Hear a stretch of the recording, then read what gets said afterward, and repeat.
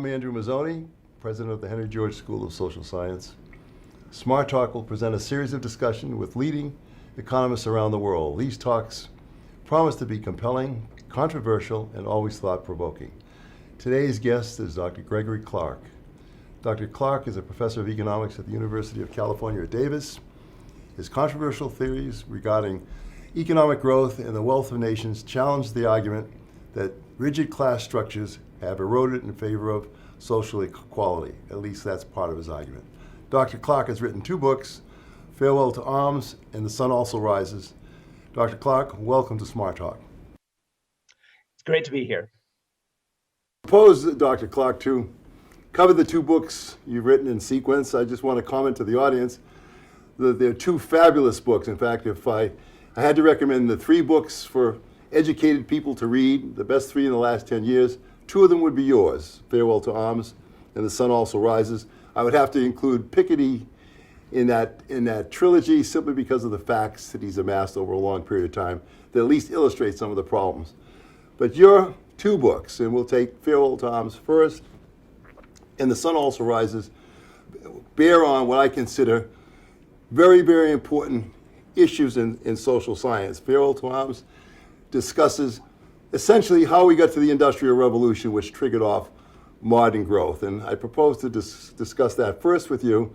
Then we'll follow with The Sun Also Rises, which is somewhat controversial in social science, although in my mind, I think you made a clear case for the case that you attempted to make.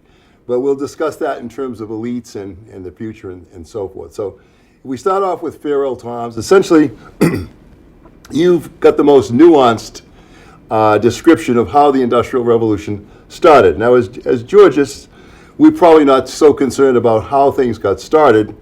We're concerned about who gets what after things got started in the Industrial Revolution, right? Who gets the money?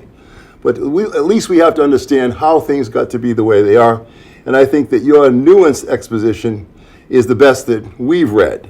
And I'll be the foil for you in this sense, that our view of the Industrial Revolution is probably a classic and simple one. We would argue that, mankind basically chugged along at essentially 1 or 2 times output per man, and then somehow in the middle centuries, 1500s, 1400s, the old world went on an exploration spree.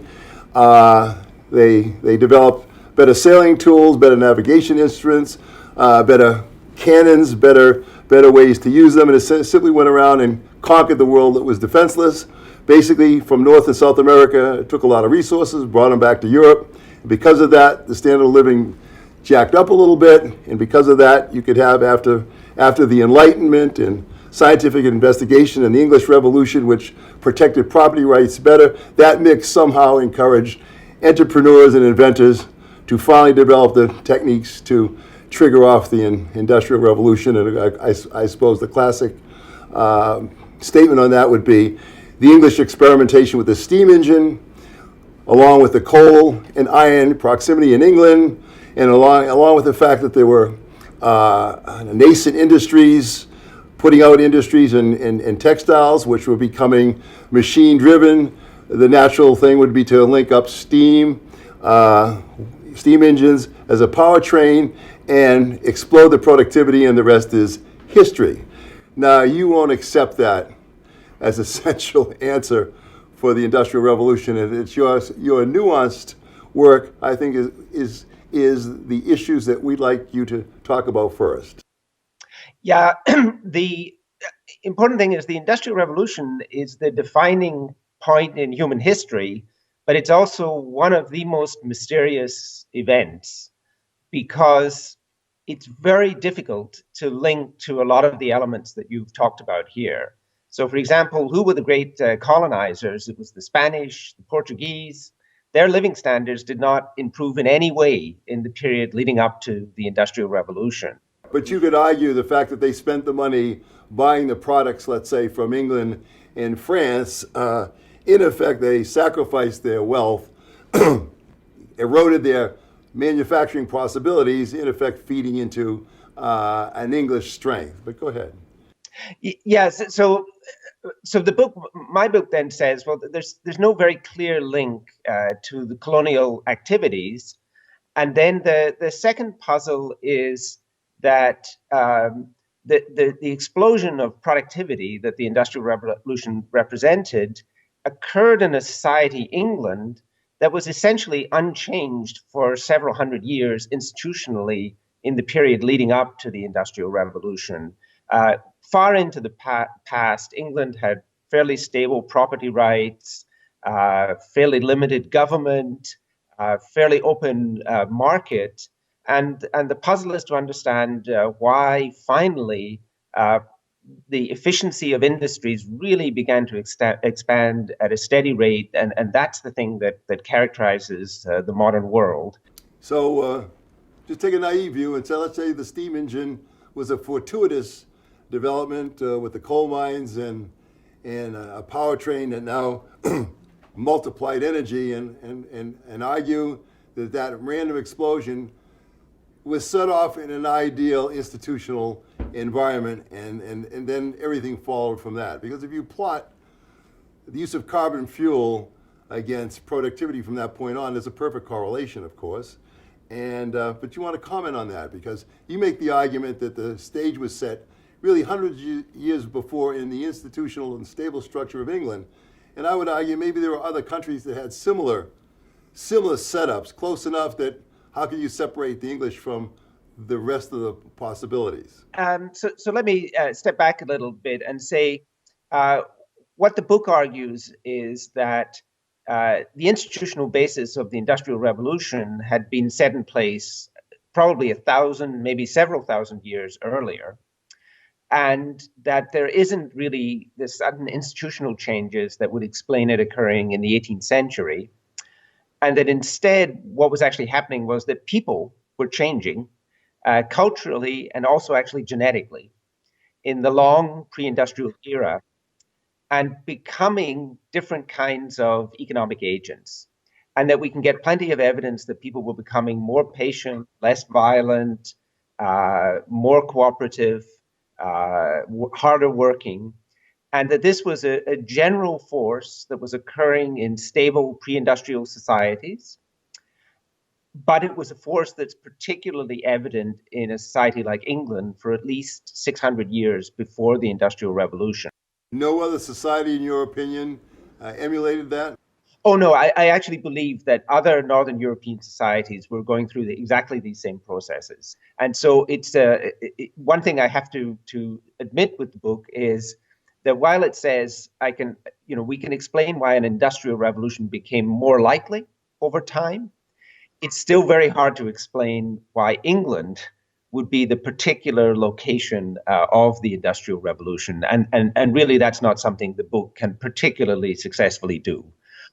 All it can say is that Northern European society in general was becoming more fertile ground for modern economic growth, and that there is a difference between Europe, for example, and other societies in terms of how strong the pressures were on the population in terms of the success demographically of those who were also doing very well economically. That's force is stronger in Europe, though recent evidence in China says that was also operating in pre-industrial China. Yeah, that would. I can't remember the scholar who makes the argument that it's basically China emulated Northern Europe up until around the time of the Industrial Revolution, and he would argue that why Europe rather than China? In fact, China, the innovation was greater in China than in Europe. Well, the innovation, certainly if you go back to 1400, China is ahead of Europe in terms of innovation, in terms of economic systems. But you can see in 1800 that there's still a clear difference between Europe and China. China looks like Europe in the Middle Ages by then, in terms of things like literacy levels, interest rates. It looks like it's heading in the same direction, but it looks like an earlier version of Europe. And so I think socially, you can actually see clear distinctions between Japan, China, and Europe at the point of the Industrial Revolution. And so the argument of the book is it's that social dynamic that's very important, and that admittedly it's very hard to say why was it not just was it England, but was it also just Northern England that had the Industrial Revolution? That still awaits further explanation, and there's where the element of accident that you mentioned may just play a role. There may be just irreducible historical accidents that come into play. But one of the other things the book emphasizes is that England did not gain much of an advantage on its competitors in the Industrial Revolution period. The benefits of the Industrial Revolution had almost as much effect in northern France, in Germany, in the Netherlands, as they had in England. Let me interject there. I mean, the argument may have been the standard of living was spread very quickly in Northern Europe from, let's say, the advent of steam engine technology. But it is true that even if English manufacturers did not benefit because of competition, they were able to finance and maintain a fleet. They were able to dominate the colonies, create a huge empire that gave them surplus. There was no end to the good things that accrued to England, even if their manufacturers basically had a lot of the profits competed away. Nonetheless, they were able to build tremendous estates, become rentiers, and so forth. So there was surplus thrown off by the English industrialists, even though prices were low. They were able to spread around the world, they were able to take a dominant position. Well, several things I want to emphasize about the Industrial Revolution. So you've mentioned the importance of steam technology. It's actually the innovations in textiles, which were independent of steam engines initially, that really drove the economy forward. And as I say, what's interesting about those innovations is that they could have been made any time in the last 500 years. They could have been made in China. They could have been made in Japan. And so it turns out, as I say, it's really textiles that drive things forward. The way that Britain's trade and empire expansion helps is mainly to create a market overseas for these products. But the other thing I emphasize in the book is, astonishingly, very few of the industrialists in England made anything out of the Industrial Revolution. Industrialization in England is very different from, say, America in the late 19th century, or even America now, where great fortunes were not made in this period. It's a very competitive form of industrialization. The beneficiaries are the consumers and the workers. And interestingly, from the Georgist perspective, what you see is a very significant decline in the share of income that's going to property in this period, and a very substantial rise in the share of income that's going to labor. And so the Industrial Revolution is a benign institution as it occurs in England in the sense of its distributional impact. But I think my emphasis would be that the colonialism, imperialism, power, theft actually played modest roles in the Industrial Revolution. It's a revolution of the middle class that is mainly generating social benefits. Okay, let me argue this then. Let's extend to the American colonies. It's by 1800, Hamilton argues that America would be better off to industrialize, and it has some unusual conditions different than England to industrialize. In a space of 70 years, it eclipses England in wealth and productivity, and Americans were the highest paid wage earners in the world. Any comments on the difference between the American experience and the English experience? Basically, the Americans set up a protectionist system against English manufacturers and turned it to great advantage. Any comments from your perspective on that? I think that recent research is actually showing very strongly that already by 1800, America is the richest society in the world. I think that wealth largely derived from the enormous amount of land per American, but was also associated with a very high level of productivity in American society. I think the tariff system and the exclusion of manufactured goods by America did not contribute to its subsequent growth, and that America was going to do well, however economic system was arranged, and that was the basis of American prosperity, as I say, was land, but also very high levels of social competence in American society. But that's because counterintuitive. I mean, without the industrialization and the machine component, no matter how high American productivity was without machines, it would dwarf that productivity once you had the introduction of machinery. Of course, America had a slave society in the South, which also was independently wealthy simply because of the value of slaves. But the fact is that American manufacturing caught up rapidly with England, and England had a world market, and the United States essentially only had a continental market. Any comments on that? It's absolutely correct that if you look at things like cotton textiles, that by the late 19th century, American productivity is actually even higher than in the UK, right? But America is not competitive internationally in textiles because its costs are too high, its wages are so high that it can't compete with the British. The American system would argue that it would overcome that high wages with super productivity. You don't agree with that? Oh no, I mean, because in the world market in this period, America is certainly very productive, but since its wages are at least 50% higher than those of Britain, in the international market, the British still win out. And all I can say is that another thing that's actually costing America is that it doesn't import machinery, the textile machinery from England, and English textile machinery is the cheapest in the world. And so it's not at all clear that the tariff system really was a foundation of American success. I mean, I like to think more America was a dynamic, aggressive, institutionally stable economic system, and it was going to do well whether they had tariffs or they didn't have tariffs in this period. And how do you account for America able to achieve that and still have a slave society embedded in it? I mean, wouldn't the institutional structure be bifurcated in some way that would have been limiting? Well, I think studies of the South have shown that it was an astonishing slave society in the sense of the very high productivity that it was achieving. The Southern agricultural system under slavery is very dynamic technologically.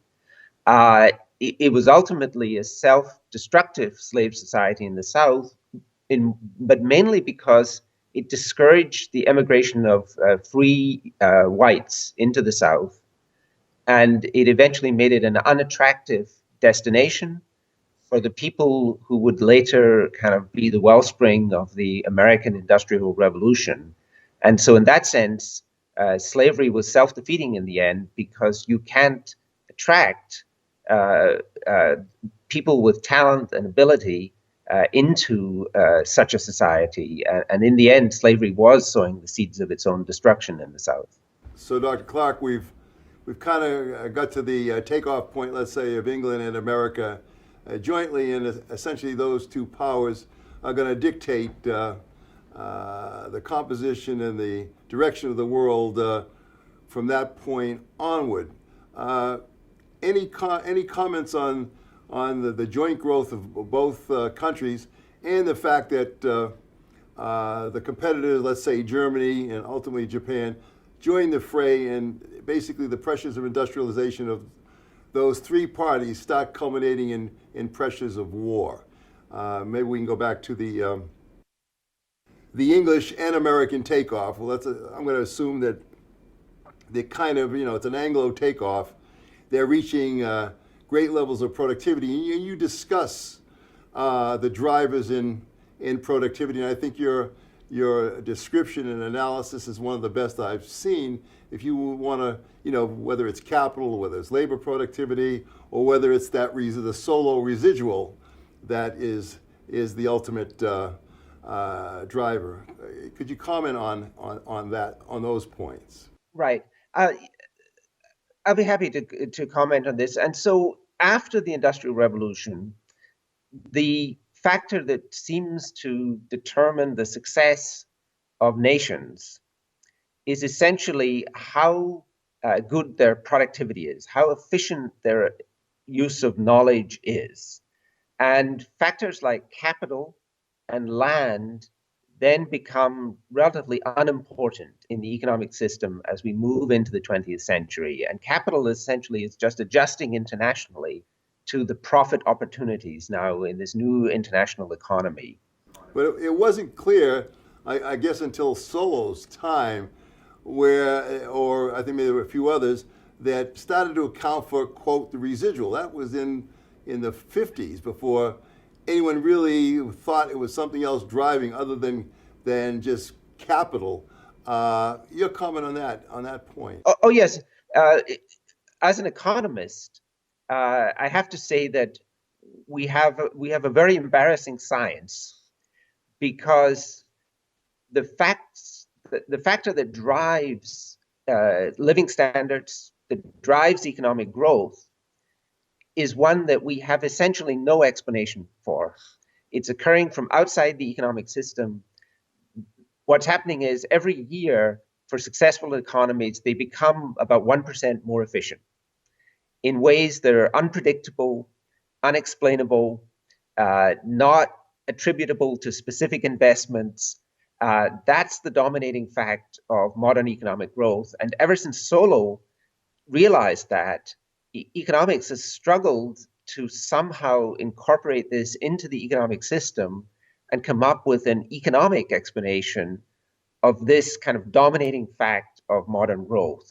And similarly, societies like India, that have lagged enormously far behind in economic competition, again, it's their inability to achieve this efficiency advance that the successful economies are achieving that lies at the root of their problems. Okay, you have a wonderful example in your book about India and its factory technology basically being the same as Western, but unable to achieve Western productivities. I think this is a key element and a wonderful revelation in your book that I haven't seen elsewhere. Why don't you comment on the fact that with the same technology, the same ideas, the ability to copy intimately, why India, for example, could not emulate Western productivity? They had everything going for it.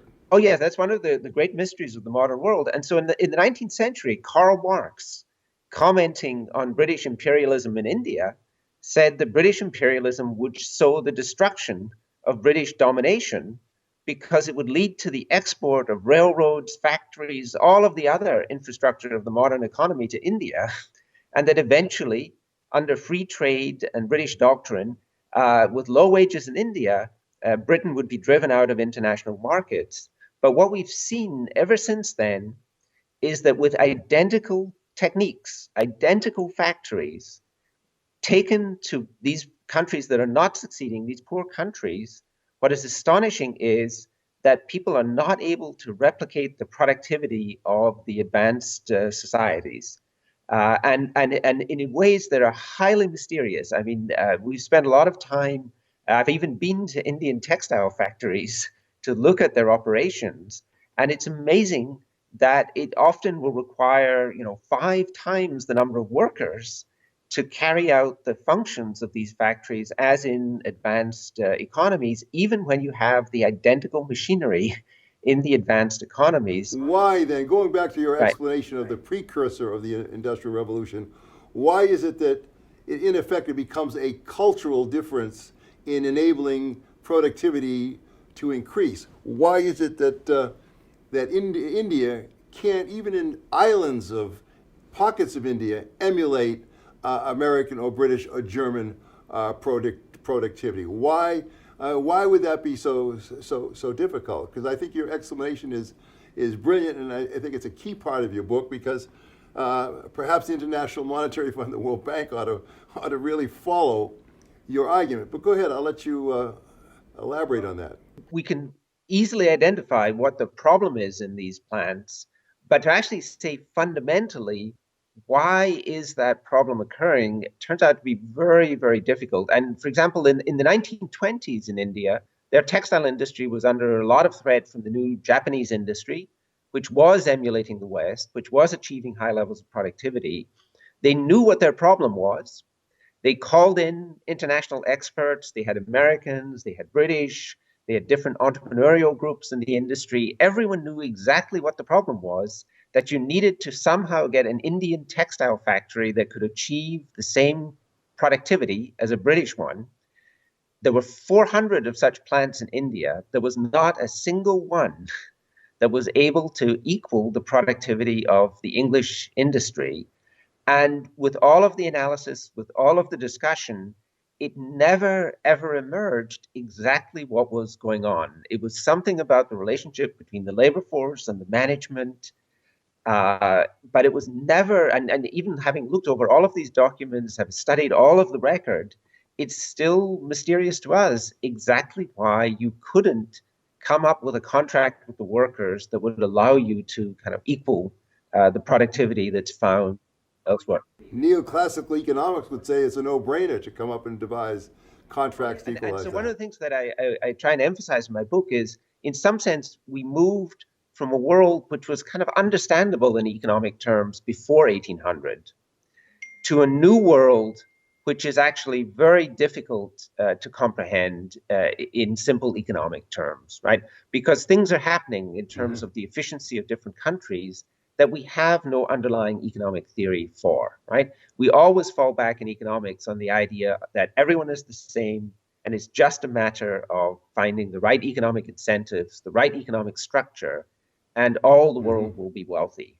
All right, let's go back to cultural norms or cultural efficacy. Let's assume that American cultural efficacy, however it got to be that, or German, you could argue, is the ultimate productivity enhancers. Why can't all societies emulate those cultures? Interestingly, you see in these societies like India that there is a tendency now to move towards kind of Western cultural norms, right? And you see in consumption patterns, in entertainment, in many other ways, this kind of imitation of Western culture. But India still struggles. And to give a simple example of this, I mean, India has a relatively successful software industry. Mm-hmm.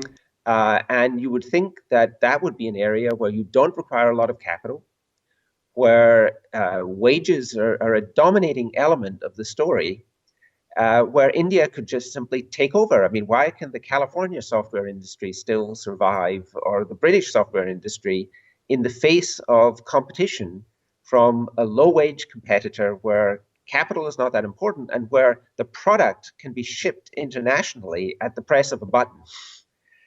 My brother works in a software company in London, and they were instructed to hire a bunch of Indian programmers and replace their programmers in London. And he said, well, yes, you can get the software written in India, but it costs about 1/3 as much in terms of wages, but you get about 1/3 the product. Okay, well, let me take off on that. I'm a refugee from American manufacturing. I retired as a CEO of a Fortune 500 company a while back. And of course, the secret of American success, in my opinion at that time, was the learning by doing effects and the ability to keep improving learning by doing. And we kept the manufacturing force in America employed, learning more and more about less and less in our particular industries, so that you couldn't break apart that productivity by importing cheaper labor necessarily, because it was all of a piece. Everything worked together, everyone innovated together, everyone was intimately aware of instantly innovations within the firm. All of a sudden, there's a decision made to outsource, which would be inefficient from a manufacturing point of view.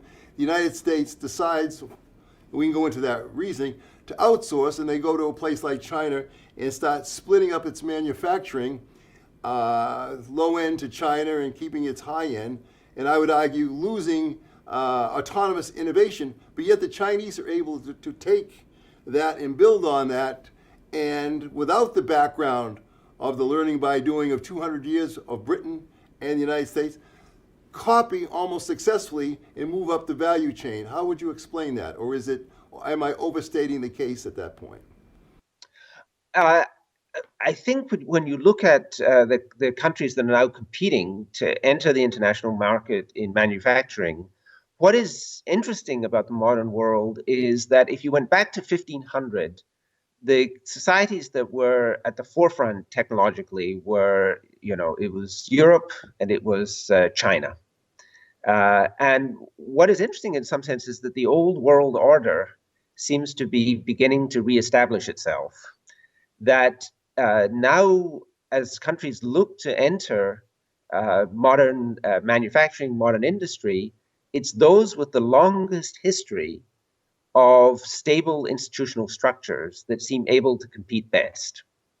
And it looks like the long history of these societies is somehow helping them in terms of modern cooperation, modern production, and modern manufacturing. And so it's actually an interesting return to the idea that we are shaped by very long histories in societies, and younger societies have a harder time competing in the modern world than older societies.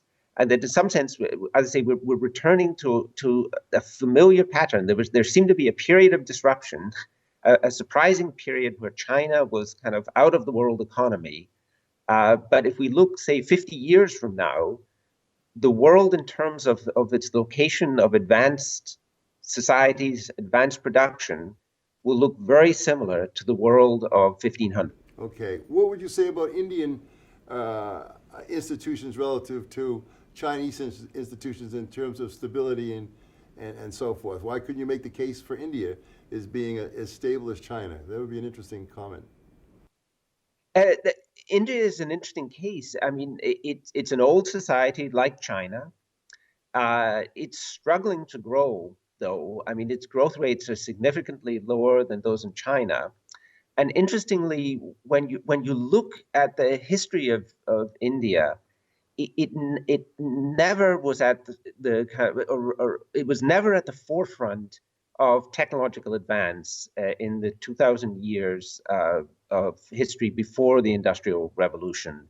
It was always either China or Europe or the Middle East that were the centers of the world economy in this early period.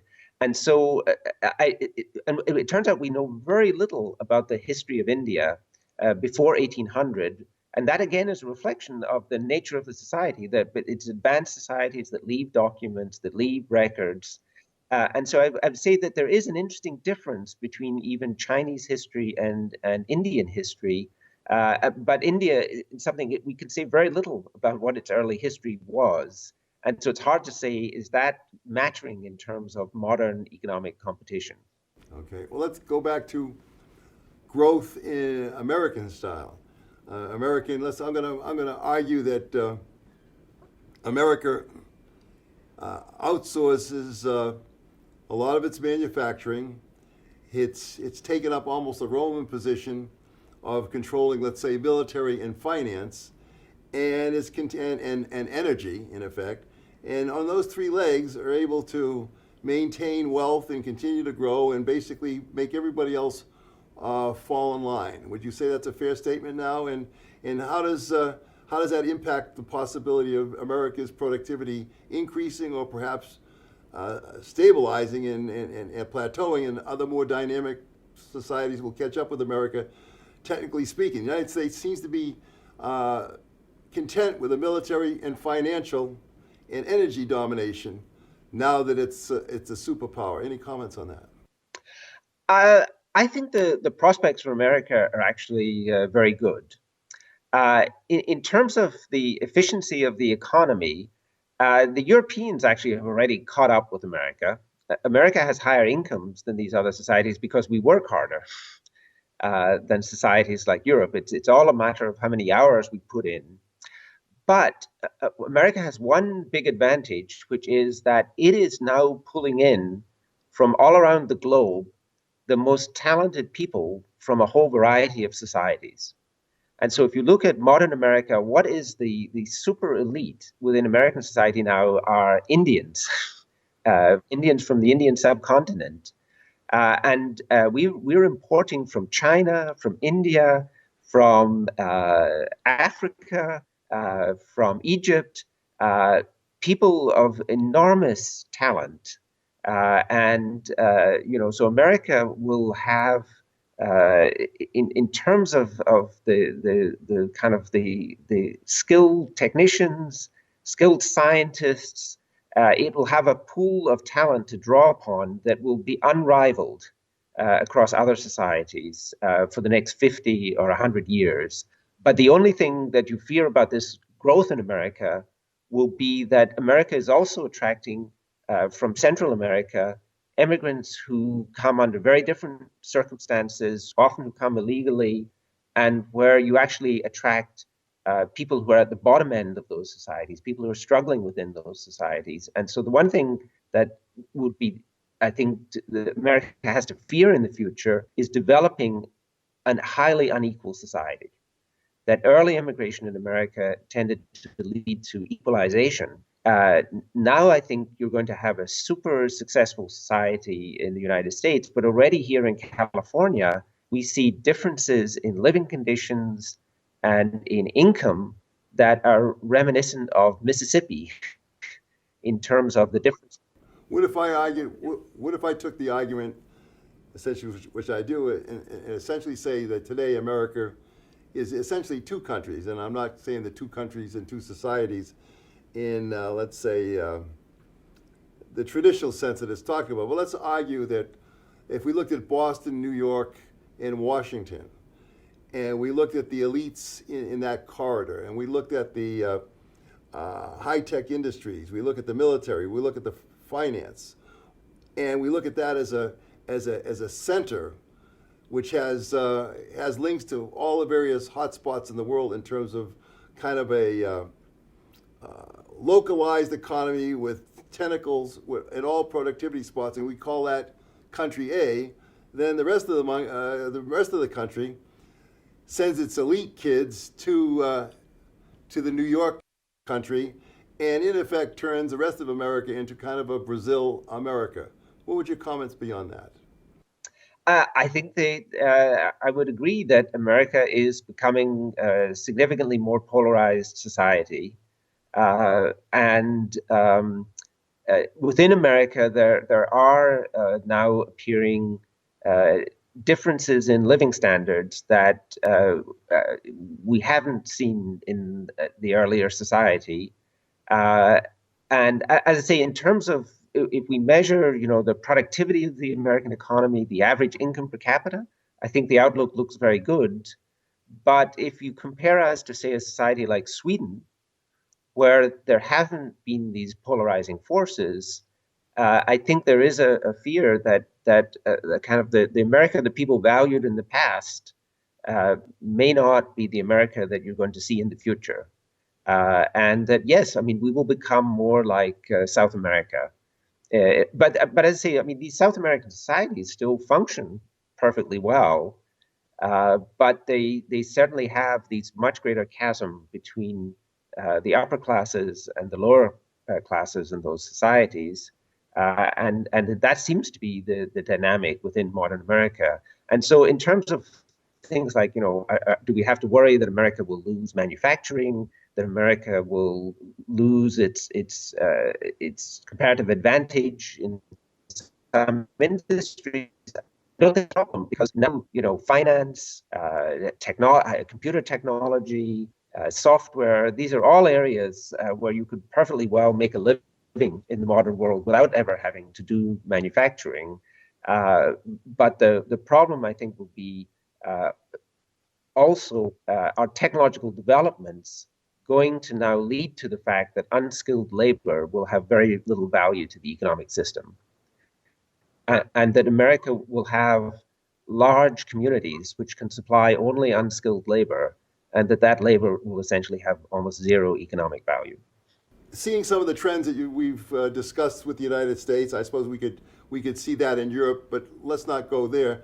Let's just talk about the outlook for generalized and increasing productivity in terms of creating unequal distributions of wealth, using elite people more and more to man those high productivity areas, and the kind of stresses eventually will put on the environment, basically where we fall back in on ourselves, since we don't seem to have any social mechanism to deal with that. So if you would have some comments on where technology is going, what kind of stress it'll put on society from an environmental point of view, and what will happen because of the differential growth rates in some areas being much faster than others, and it looks like we can't close that gap. If you had to take a little future look, based off the trends you point out in your book, where would you go with this? So the interesting thing is my book was finished essentially in 2006. And the interesting thing was that from the Industrial Revolution up until about 2000, growth seemed to be extraordinarily benign. So the mechanization of processes had actually led to an increase in demand for unskilled labor. The main beneficiaries of the Industrial Revolution up until within the last 20 or 30 years had actually been unskilled workers. It had also led to a decline in the share of property income in societies like England over time. That was actually an equalizing force. Further, growth had not put a lot of pressure on land and resources. And so we had actually seen a dramatic decline in the share of income that was going to the owners of land and resources. And so these were not a constraint on growth in the modern world. And so it seemed that God smiled at the point that he allowed the Industrial Revolution in terms of the outlook for humanity and the outlook for having societies that were relatively equal, where everyone was being pulled up, and where the traditional constraints had been lifted. And now we seem to have entered a much more troubled time. It's still the case that land is relatively abundant in the modern world, but now the fossil fuels clearly constitute a major problem. Global warming is a reality. It's going to have a profound impact on the lives of people in future. The only way to counter that is to actually enter a world where, again, land and resources become tightly constrained, become much more of a constraint on economic growth, and also potentially lead to certain assets becoming highly valued again, and again leading to inequality. And so that's the first thing we have to worry about as we move into the future, that the land constraint will effectively become binding again on economic growth. Well, let me just interject there. Right. We as Georgists or neo-Georgists would argue, if you simply tax the monopoly created on resource appropriation, and you basically use that to fund governments, that a lot of the pressures you're talking about would not arise. You understand the Georgist argument, essentially. Okay. Oh, absolutely. But I think now I think what the Georgists should say is, what would be the great income source that could fund governments in future? It would be the tax on carbon dioxide, right? And that actually could be the modern kind of foundation of government, because it's a tax that would hurt the economy. It would actually benefit the economy, and it would be a tax that would be, as I say, collected for the social good, and could be a major foundation of income for future societies. But that's going to be one constraint that we now face. A second worry is that in the last 20 or 30 years, there's clear sign that the nature of technological advance is such that unskilled labor may never again have a value to the economy that even equals its value 10 or 20 years ago. And that there will be a class of people in future economies who essentially are unemployable at any wage that society would think appropriate, right? And that could support families, could support family life, and where there are going to be increasing demands on government to fund a new kind of leisure class in society, which is people that the economy simply will have very little value for, that will have very little value to the economic system. A Tea Party man would say, more government, we can't have that. Any comments to the Tea Partiers who would just be apoplectic over what you said? The trouble is that this possibility, and it's just a possibility, this possibility conflicts with the whole foundation of much of American political life, which is founded on the idea that people should look after themselves, and that if people just took care of themselves, then a lot of social problems would disappear. But what you're actually seeing in modern societies is now increasing number of people who essentially become disabled and get payments for disabilities quite early in life, and who will never work again in modern societies. And that it's a social reality that we may have to adapt to. And along with this kind of decline in value of unskilled labor, if it occurs, this dystopia, we also have to fear that certain high ability people will command an enormous premium in a future economy. Well, we'll leave that discussion. We'll leave that discussion for another time on that, which will be your second book. But taking this particular trend, where does that leave the marginal continents?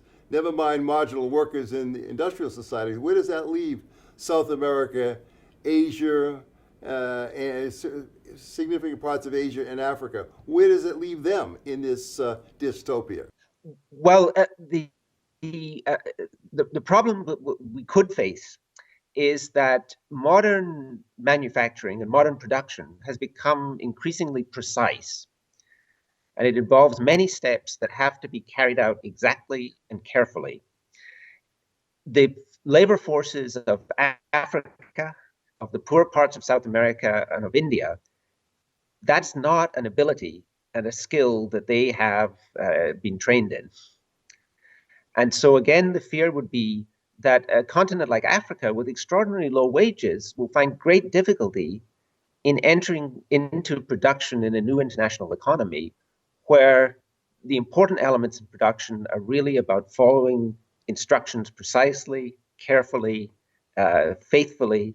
And so again, at the international level, the widening gap between rich and poor societies could be maintained, again, as a kind of dystopic worry about the future.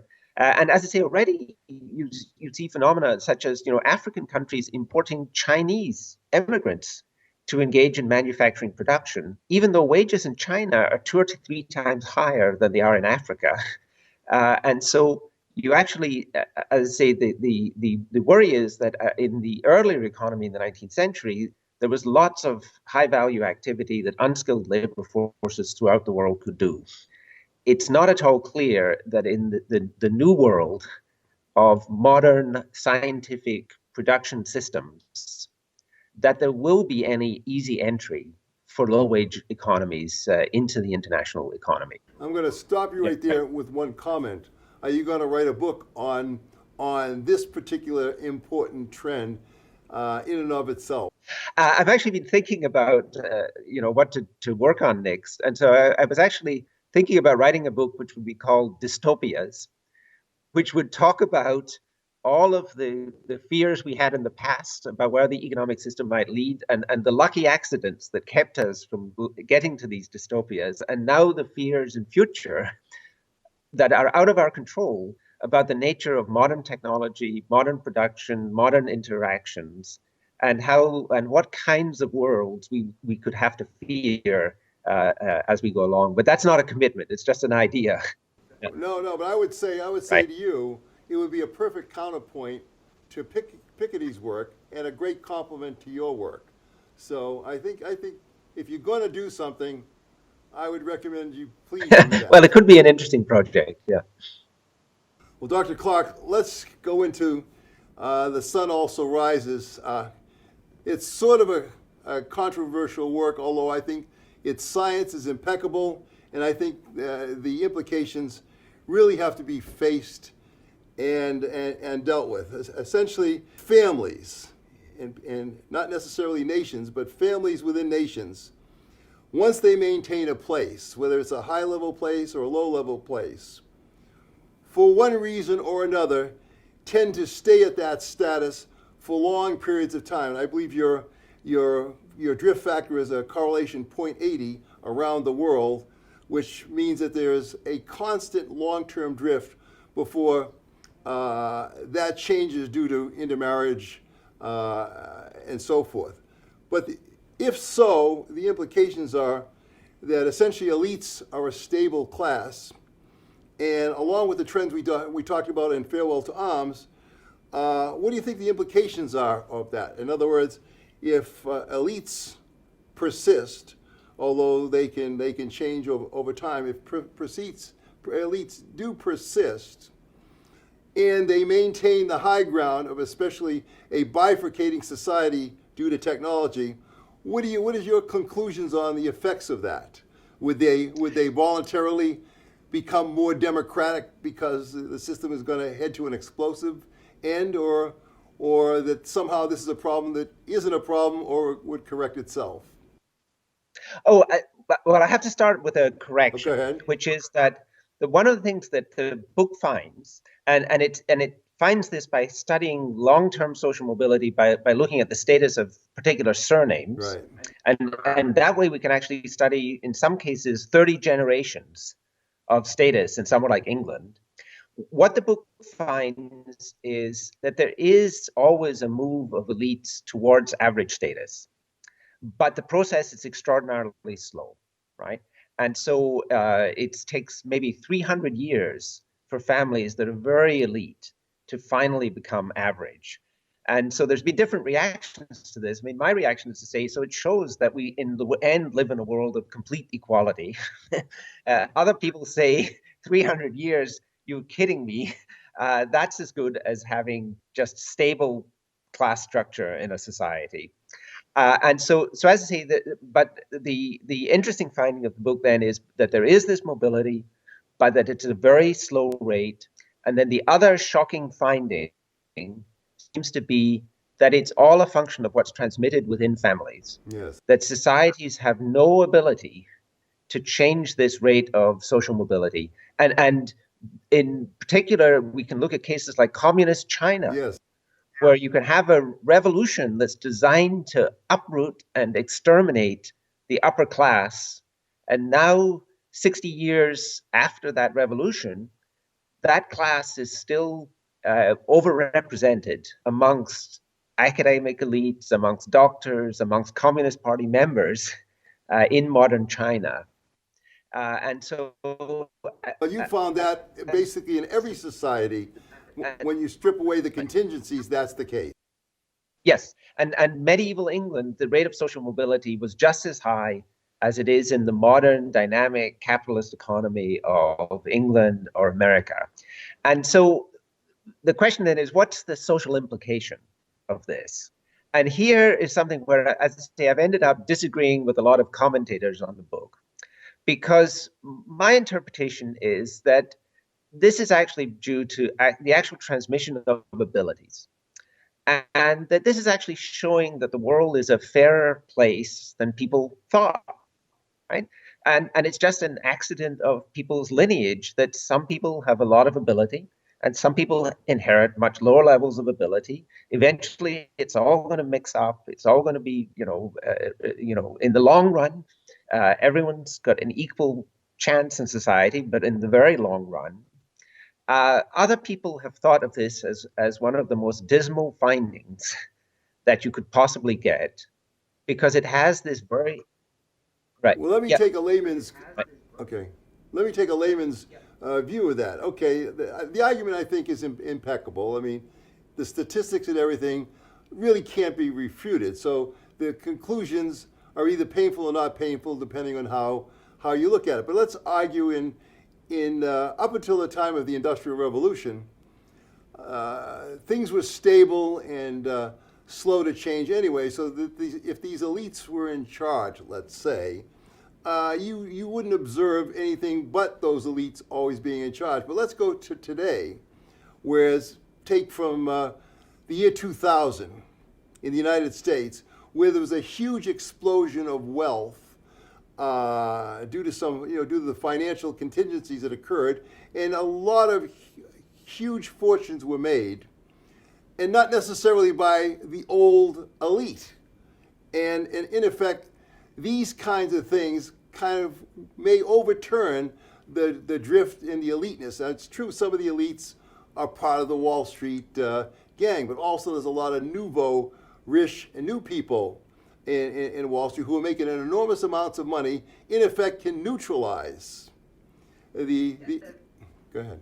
Yeah, but based on the experience elsewhere, so I haven't really studied the developments in the US in the past 10 years, but based on the experience elsewhere, the people who are going to be making fortunes, these big sums of money in modern America, in finance, in computers, in other areas, they tend to be very strongly drawn from groups That's that true. are highly elite already. So if you look at modern America, as I say, I haven't studied in detail what's happening within the last 10 years. But if you look at the people who are making the large sums now in finance, in the internet, in computer technology, a lot of these people are actually being drawn from elite families within America. Half of the Harvard graduating class each year is now heading to the finance industry in New York. If you look at doctors now and elite specialists, these are still being drawn from these highly elite families. And so, yes, there's always in each generation large random shocks to income. But just to take one example, Bill Gates, the richest man in the world now, he did not come from a lower class family. His father is a very successful attorney in Seattle. He was a Harvard undergraduate. And so what's interesting, as I say, when you look at the patterns over time, is that the inheritance of wealth tends to be just as much within these traditional elite families as the inheritance of education or the inheritance of political position. And it's always the case. And so even though the book finds that there is this big persistence of status, there always are these random shocks that are coming in. But all we can say is that as much as 60% of the variation in social position in each generation is inherited, right? But that still leaves 40% that has a random component. True. So that allows for contingencies for individual to wiggle out of, let's say, the trap. But let's assume that this persistence gets stronger because, let's say, America is drawing its elites very, very quickly and very early from testing in school. They're picking the smartest kids. The smartest kids are encouraged to go to Eastern universities. They tend to marry each other, so that the persistence that you've picked up perhaps is accelerating today. And if it accelerates today, perhaps it'll weld into an international class structure, which will have its own interests and may not necessarily be democratic. Your comment on that? Well, so my comment is that what the book identifies is that the persistence of status is very strongly driven by assortative mating. That is, by people marrying people of very similar characteristics. And that what would cause an even further decline in social mobility would be if mating became even more assortative, right? And so there has been this fear that in the 19th century, women mostly did not go to college. And so people couldn't match up in terms of their educational qualifications as neatly as they can now, right? And that now the Ivy League colleges are not only educating people, but they're also serving as a marriage bureau for the children of the intellectual elite in American society. But the interesting evidence is that actually there hasn't been any increase in the strength of that assortative mating. That even in the 19th century, when women were not educated, we can see very strong patterns that men marry women of very similar social class and background, and they marry into families that look very similar to their own families. And so the one kind of comforting thing I can say here is that there's really no sign that the modern educational system is actually going to lead to a slowdown in social mobility, because already, even in the pre-industrial era, men and women were matching up in terms of characteristics quite strongly. And so that particular dystopia, and so that's, as I say, if I go on and do this new work on dystopias, that would be a kind of an interesting avenue to explore, because another aspect of my book is it actually has a prediction that if you want to produce high status children, there's a formula for this. And instead of going to match.com, you should go to ancestry.com in terms of looking for a marriage partner. And we can actually predict which people are likely to transmit to their children high social status. And that if people really ended up believing this, they would be able to match up even more effectively. And so that, but it would actually just be a simple function of saying, don't look at the observed characteristics of your partner. You have to look at all of their relatives as well. And they contain the information about what's likely to be transmitted to the children. Yeah, so go ahead. Let me comment on that. But you made a comment in an earlier interview that elites from all over the world are being drawn to the United States. So now you have disparate elites with one common objective, which is money and power, from all over the world coming to America. What kind of a prediction could you make? I don't think you made that one or looked at that one where the elites from various countries, which you proved the case for, now show up in one central place and they start interacting. What do you think might happen will they stay in their own separate castes? Would they intermarry and have one generic, huge, capable elite actually residing in the United States? Any comments on that? Well, as I said, the US is in a very interesting position now, in part driven by the incredible success of US universities. And so in my field, economics, almost all of the best economists being produced now are actually drawn from outside the United States. And so, because all the people of talent internationally all end up in American graduate schools or end up teaching in American universities. And so I think that's happening across all fields: computer science, engineering, physics, medicine. About, I think, a third of all American doctors now actually are drawn from abroad. And so it is a very interesting kind of a new situation in the United States, where you're importing a very high level elite from around the world. This group is going to intermarry. I think the barriers between Hindu and Muslim and Christian will become relatively unimportant in modern America, but that there will be this elite group that's kind of formed in the United States. And as I say, I think what it portends is that the US could end up as a society of kind of unusually sharp distinctions between its kind of social and intellectual upper class and another much less advantaged lower class.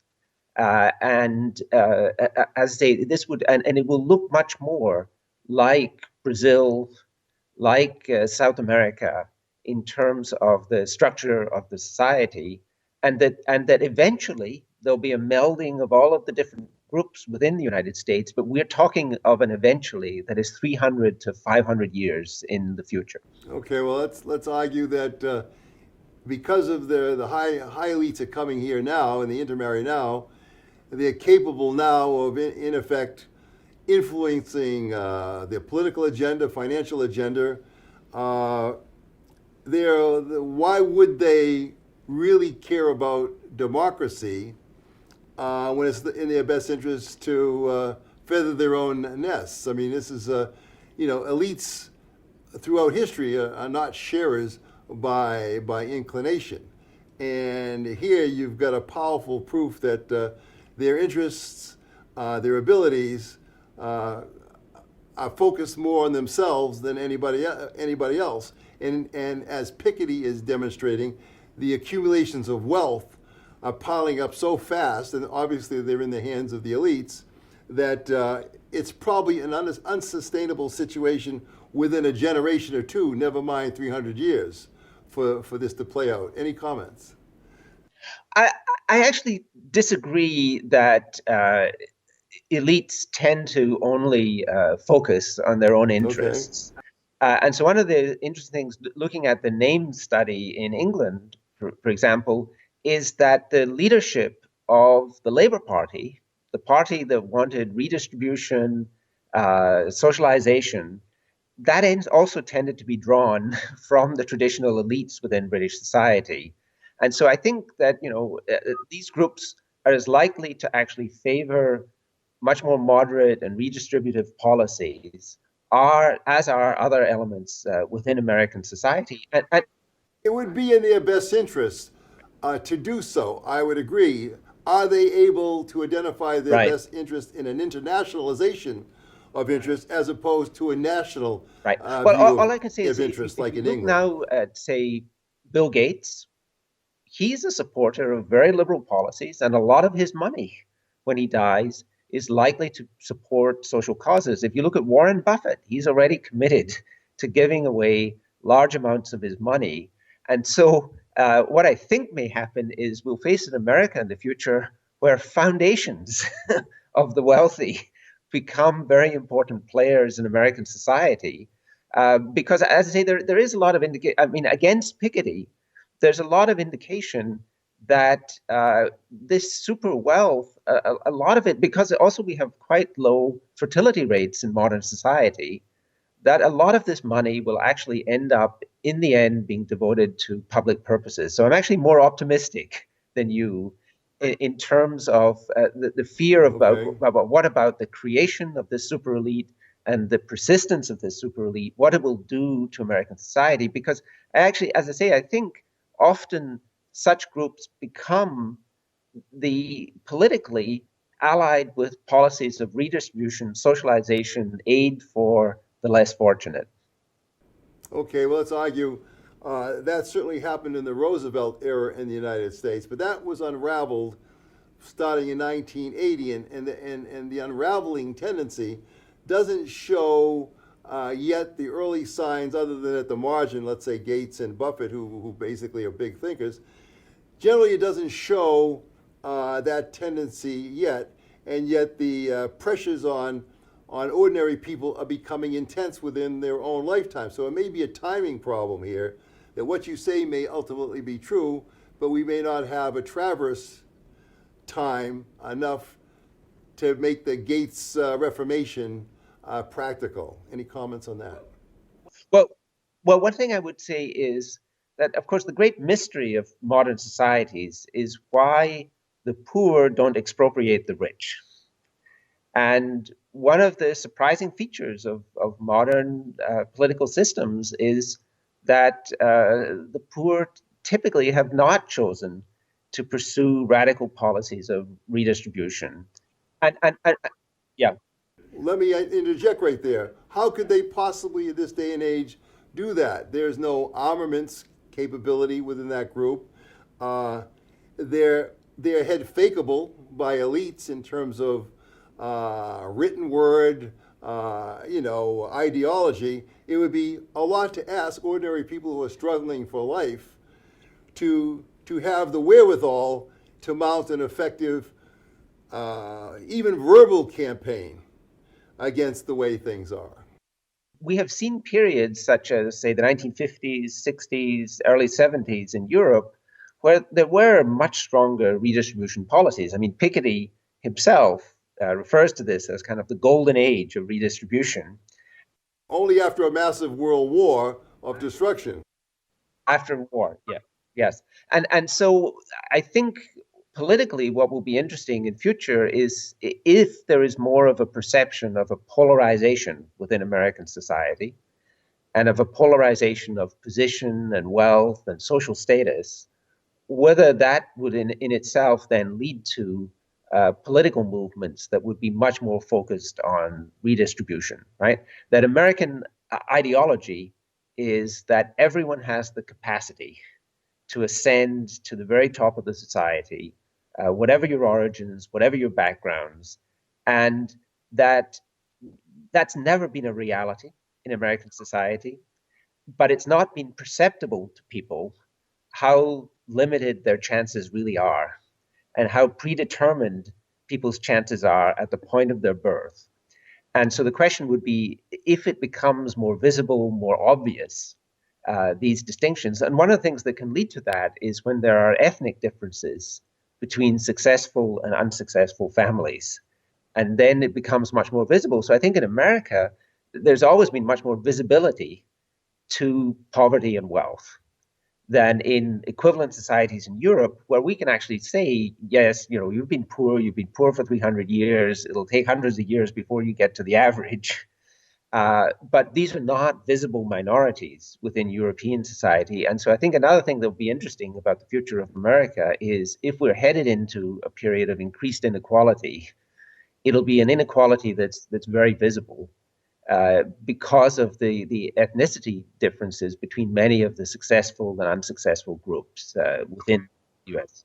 Okay, but the ethnicity, but taking that point, let's compare Sweden, where the ethnicity is the same, and they've come to an accommodation with all segments of society to sort of equalize the differences that you've talked about. But in America, if you have the elites around the world joining up as a band of adventurers in one country, a multiplicity of elites whose best interests are served by, aggregating wealth, and you have a society of a one group of people like Sweden, but a diverse ethnicity.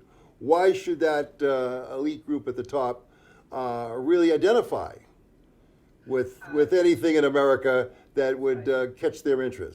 Well, one thing that I think I have to respect here is that now we're getting into the area of political Right? science and political thought, and that there are people who have much more expertise in these areas than I would have.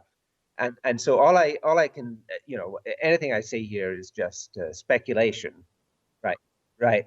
And so as I say, I just don't know, right? I mean, I think America faces an interesting, an uncertain future. I mean, one of the big decisions that will have to be made within a few years is how much to expand immigration into the United States of elites from the rest of the world, right? There's a lot of pressure now to expand this immigration that will actually lead to even more social disparity within the United States, persistent social disparity. But there are huge populations of talented people who are willing to come to the U.S., who want to come to the United States. We could take from China several million talented people in a few years, and in some sense, for U.S. society as a whole, that will be associated with faster economic growth, higher incomes. At the expense of everybody else. Right. Well, not at an absolute expense, but at relative expense in terms of people's relative social position would now decline. So one of the interesting things is looking at the U.S. in terms of surname groups and looking at what were the elites and what were average and what were below average. It turns out that traditional white Protestant Europeans, now none of these groups are an elite within American society, right? Right, right. The new elites are all more recent immigrants. They include people like Black Africans who've come recently from Africa, right? And so it actually cuts across racial grounds. Barack Obama is not a story of indigenous kind of success by African Americans. His father was a member of an elite family from Kenya, and he represents that new, very successful group that's recently come from Africa. And so I think these are interesting decisions that American society is going to have to make, which is that what would be associated with liberal policies with regard to immigration and to economic growth would also have potentially significant social repercussions for many generations to come within the United States. And what has happened up till now is the US, I think the US has been very successful in incorporating these immigrant groups, in creating a society that actually has relatively limited tension around redistribution and around status. in admitting into the universities people who have talent, irrespective of their background. And so far, as I say, this process has worked very well. But it will lead to a kind of interesting and challenging social structure in the future. And as I say, not being versed in political science or social theory, I'm really not qualified to say what will that outcome be. All right. Well, Dr. Clark, we're not interviewing social scientists of that type because we don't think they have all that much to say about this kind of issue. And I just want to say to the audience who's watching this, you can see that Dr. Clark's two books are must-reads, and I would put Piketty's book also in that. If there are three books to read as an educated person or trying to understand the trends in this world, those are the three books to read, and hopefully Dr. Clark will write the dystopia version, the trilogy, for his first two, and we at least will have the facts that bear on the problem finally. What we do with them, I think, is a subject for political science and the political process. And where this is going to end, I don't know, but I think Dr. Clark has supplied two wonderful works in terms of educating the public if they read that. I think Piketty sums up the results so far of what's happened. And of course, I'll end it kind of on this note. Piketty basically says that capital is accumulating in relatively few hands, the assumption being elite hands, that the growth rates in the future will not allow that process of inherited wealth to be overcome. And without redistributive capital taxes, we're going to end badly. Any final comments on that, and we can end this?